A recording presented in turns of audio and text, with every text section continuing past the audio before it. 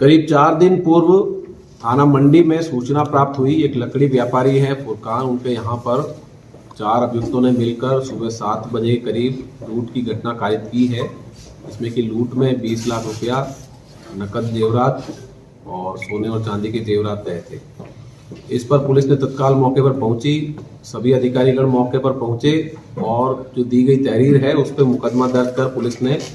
अपराधियों की धरपकड़ की कार्रवाई शुरू की। इस घटना का अनावरण करते हुए पुलिस ने 3 दिवस के भीतर ही चारों आरोपियों को गिरफ्तार किया है और जो आरोपी गिरफ्तार हुए हैं उनसे जो सोने और चांदी के जेवरात हैं वो भी बरामद हुए हैं। पूछताछ में आरोपियों ने बताया कि जो फुरकान है उनके यहाँ पर लकड़ी के कारखाने में काम करने वाले मजदूरों द्वारा बातचीत में इन्हें पता चला कि उसके यहाँ पर काफ़ी मात्रा में कैश का आदान प्रदान होता है और घर में काफ़ी कैश रखा जाता है। इसी पर इन्होंने चारों ने मिलकर ये योजना बनाई और सीढ़ी लेकर रात में गए। सवेरे 5 बजे सीढ़ी लगाकर उनके घर में प्रवेश किया और फिर इंतजार किया और जब 7 बजे परिवार के लोग उठे तो उनको इन्होंने बंधक बना के घटना को अंजाम दिया। घटना काफ़ी गंभीर थी, इसलिए घटना में एसपी सिटी अभिमन्यु मांगलिक और सीओ फर्स्ट रविकांत जी के नेतृत्व में एक पुलिस बल लगा और थाना प्रभारी मंडी, थाना प्रभारी जनकपुर, स्वाट टीम और सर्विलेंस टीम, इनको टीमें लगाकर ये 3 दिवस के अंदर ही ये एक सनसनीखेज घटना का अनावरण किया है। इसमें पूछताछ में अभियुक्तों ने बताया कि इनके द्वारा जो घटना कारित की गई उसमें इनको 23,000 रुपये सोने और चांदी के जेवरात मात्र मिले थे, जिसका कि इन चारों ने मिलकर बंटवारा किया। इस पर वादी द्वारा जो 20 लाख की लूट का जो तहरीर दी गई थी उस पर वादी पक्ष से जब पूछताछ की गई तो उन्होंने कबूल किया कि उनके 20 लाख रुपए नहीं गए थे घटना में, वो घर में ही मौजूद थे और जो सोने और चांदी के जेवरात गए हैं वो पुलिस ने बरामद किए हैं। चूंकि वादी ने पुलिस को गलत जानकारी दी, गलत सूचना से अवगत कराया और घटना का अनावरण होने तक पुलिस को इस बारे में सूचना नहीं दी कि पैसे उन्हीं के पास हैं, इस पर पुलिस ने वादी पर गलत सूचना देने का एक मुकदमा दर्ज करवाया है। एफआईआर दर्ज हुई है उनके खिलाफ और जो सही अभियुक्त पकड़े गए हैं इनमें से एक अभियुक्त की गिरफ्तारी के दौरान उसने पुलिस पार्टी पर फायर किया, जिसमें जवाबी कार्रवाई में एक अभियुक्त को गोली भी लगी है इसमें। और जो सारे गहने गए हैं वो पुलिस ने 100% बरामद किए हैं और पूरी टीम ने बहुत अच्छी तत्परता से ये एक ब्लाइंड केस को अनावरण किया है और इसमें पूरी टीम को 25,000 रुपये नकद का पुरस्कार है और इसके लिए पूरी टीम की पूरी प्रशंसा की जाती है। 3 लुटेरे सहारनपुर के रहने वाले, एक जो भगवानपुर का रहने वाले, लिंक कैसे बनाए तीन चारों में? ये चारों अपराधी जो है थाना जनकपुरी के तकिया मोहल्ले में एक जगह रहते थे और वहीं पे कमरा किराया करके रहते थे और साथ में इनका खाना पीना उठना बैठना था। यहाँ पर ये मजदूरी और रिक्शा चलाने का काम करते थे और यहाँ पे इन्होंने मिलकर इनके एक अभियुक्त हैं बिलाल, जो कि इनमें घटना के सूत्रधार थे, जिनके द्वारा इनको जानकारी मिली और उसको भी पुलिस ने गिरफ्तार किया है और इन चारों ने मिलकर ये घटना को अंजाम दिया। इसमें एक अभियुक्त हैं बबलू, उनको बबलू और फारिफ, जिनको गोली लगी है और वो अस्पताल में दाखिल हैं अभी।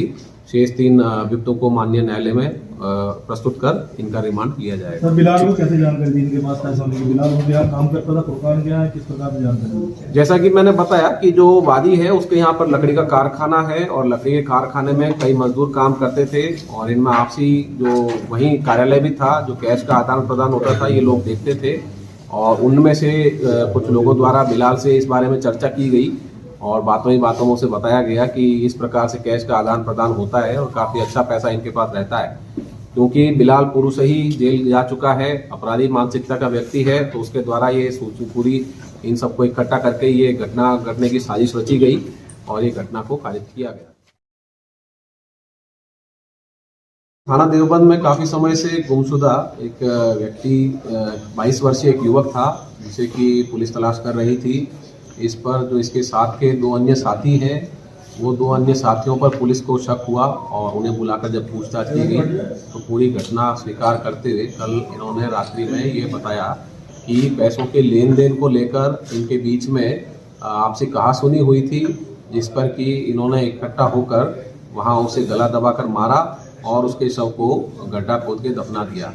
रात्रि में इनकी निशानदेही पर पुलिस ने जो शव है उसको बरामद किया है और जो मृतक की स्कूटी और मोबाइल है वो इन्होंने नहर में फेंक दिए, जिसकी तलाश करवाई जा रही है।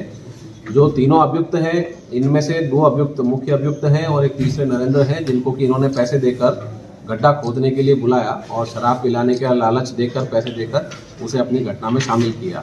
ये पूरी घटना का अनावरण करते हुए तीनों अभियुक्तों को गिरफ्तार किया गया है और मुकदमे में इस घटना में हत्या का मुकदमा दर्ज कर तीनों को जेल भेजा जा रहा है। सर हत्या कब कर दी इन लोगों ने, क्योंकि सब उसके बाद बरामद हुआ है, हत्या कब करने का कार्य किया जाता है? जिस दिन व्यक्ति गुम हुआ है 11 दिसंबर की रात में, उसी रात में इन्होंने घटना कारित की थी। उसे शराब पीने के बहाने इन्हें बुलाया गया और बुलाने के बाद वहां पर गला दबा के उसकी हत्या कर दी गई। हत्या इन्होंने प्री प्लान तरीके से की, जिसमें कि इन्होंने ऑलरेडी एक गड्ढा खोद रखा था वहां पर और जैसे ही इन्होंने हत्या की उसमें उसे दफना दिया। उसके बाद में इन्होंने घटना की साजिश को आगे बढ़ाते हुए जो उसका मोबाइल था मृतक का, उसको 3-4 दिन चलाए रखा और अलग अलग स्थानों पर उसका उपयोग किया, जिससे कि घर वालों को ये भ्रम हो जाए और पुलिस को भी ये भ्रम रहे कि वो युवक जीवित है और कहीं गुमशुदा है। लेकिन ये पुलिस ने जब इसको ट्रैक करना शुरू किया तो उस पर हमें शक हुआ। इनसे पूर्व में भी बुलाकर पूछताछ की गई, जिसमें कि इन्होंने कोई जानकारी पुलिस को नहीं दी, लेकिन पुलिस की जांच में ठोस साक्ष्य के बाद जब इनसे आमना सामना किया गया तो इन्होंने स्वीकार किया और जो शव है उसे बरामद भी करवाया है।